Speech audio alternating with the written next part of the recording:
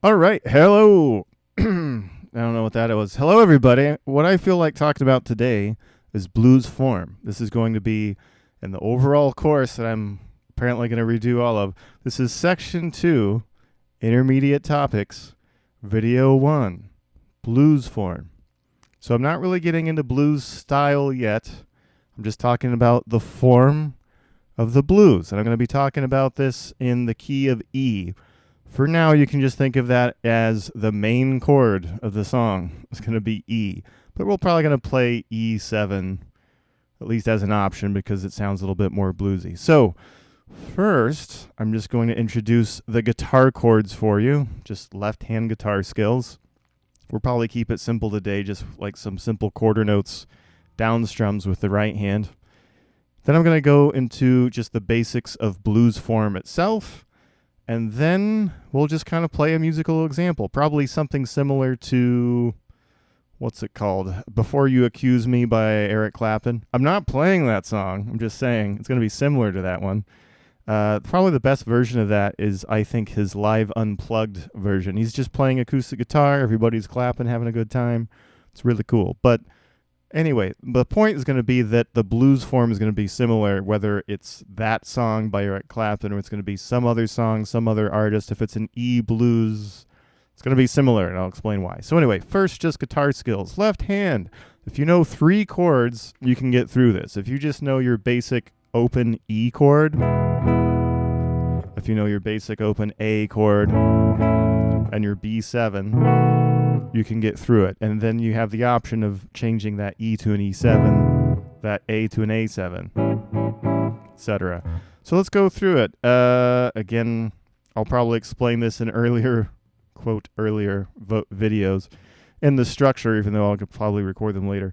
I'm just using a system of 4 fingers. Index is number 1, 1, 2, 3, 4. The strings are 1 through 6. From the one that sounds the highest is number 1. One that sounds the lowest is number 6. And frets starting at the end of the fretboard and moving up here, 0 through however many frets your guitar has. Okay, that's the numbers we're going to be using. So, E chord, like this.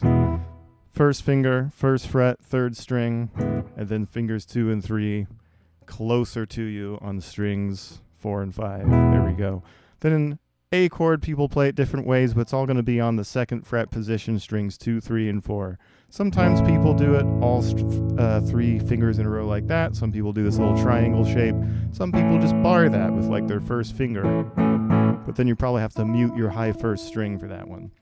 B7 is interesting. You got to make this little triangle shape down here below. First finger is going to be first fret of the 4th string, and then you're just adding fingers 2 and 3 around it to complete the triangle. 2nd finger on the 5th string, 3rd finger on the 3rd string.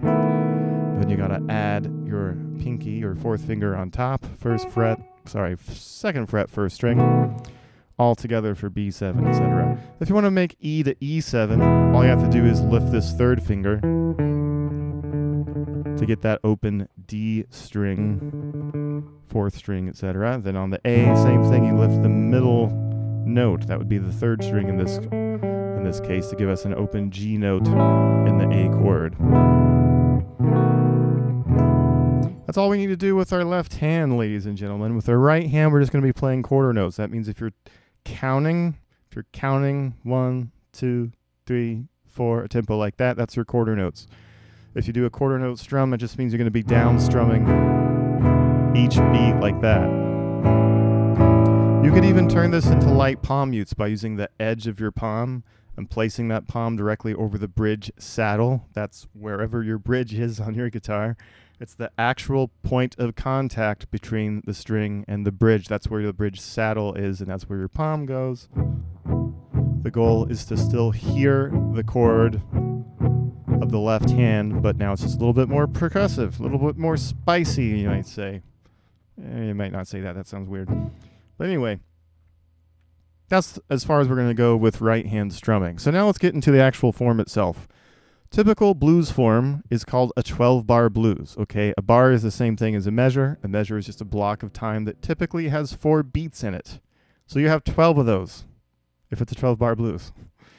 Okay, that's structured in usually 3 phrases, like 1, 2, 3 phrases of 4 measures. 3 times 4, equals 12. Yeah, great. It's all the math you need for music. And those are typically structured with the 1, 4, and 5 chords as far as harmony is concerned.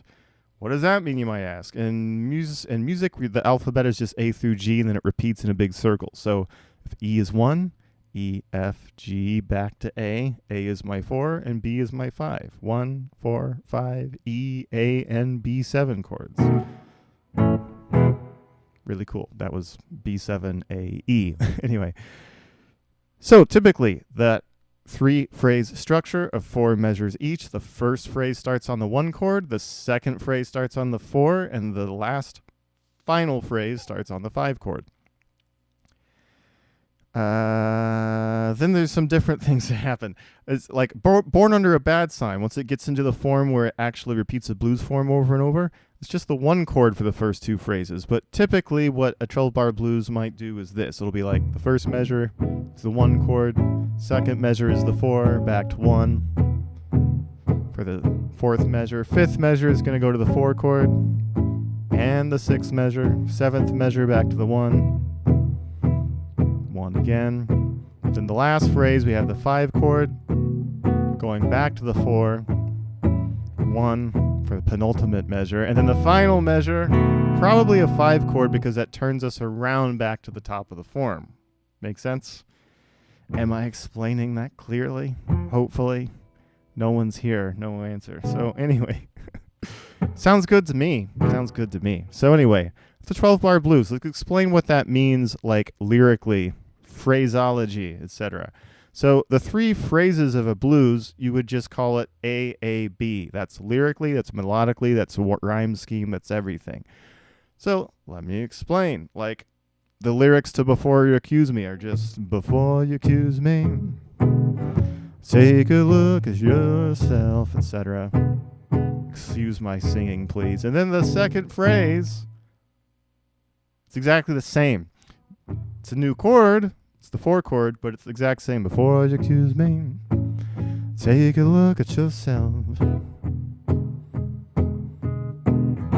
then we go to the final phrase, that one that starts on the 5 chord. Now it's different. Now we had A, A, B, that same, different. The different phrase is a little bit longer, and it's like, you say I've been spending my money on other women. Ba, ba, ba, ba, ba. It was a different time, folks. And then...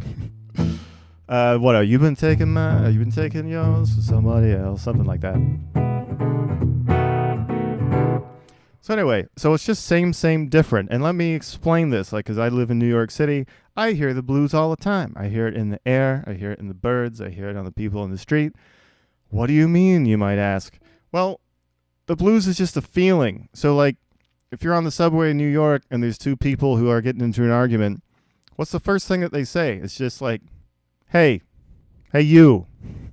And the second thing they say, because like, oh, that guy wasn't paying attention, like, hey, buddy. Hey, you, hey, buddy.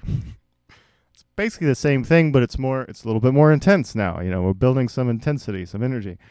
And then the last phrase that's different is going to be, you know, I'll try not to repeat all of it, but it's like, hey, buddy, get out of get out of the way because I extreme disrespect.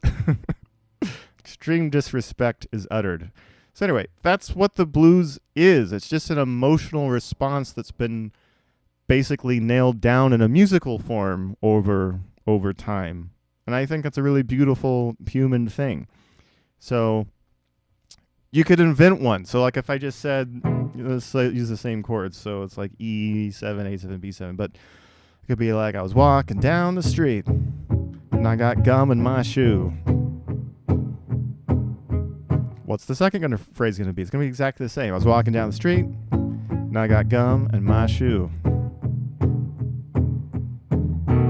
Third phrase, it's going to be related. It's the same story, but it's a new phrase. It's going to be longer, and it's going to be slightly different melodic information.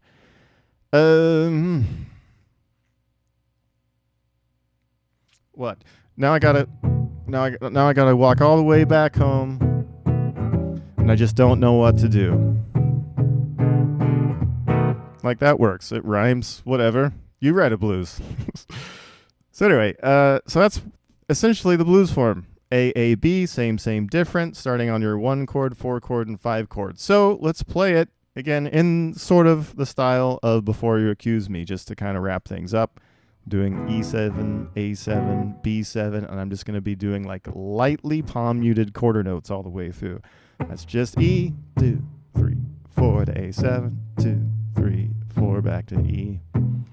Back to A, 3, 4, 1, 2, 3, 4 to E. This is our 1 chord. Now we're moving on to the final phrase, B7, 2, 3, 4, A7,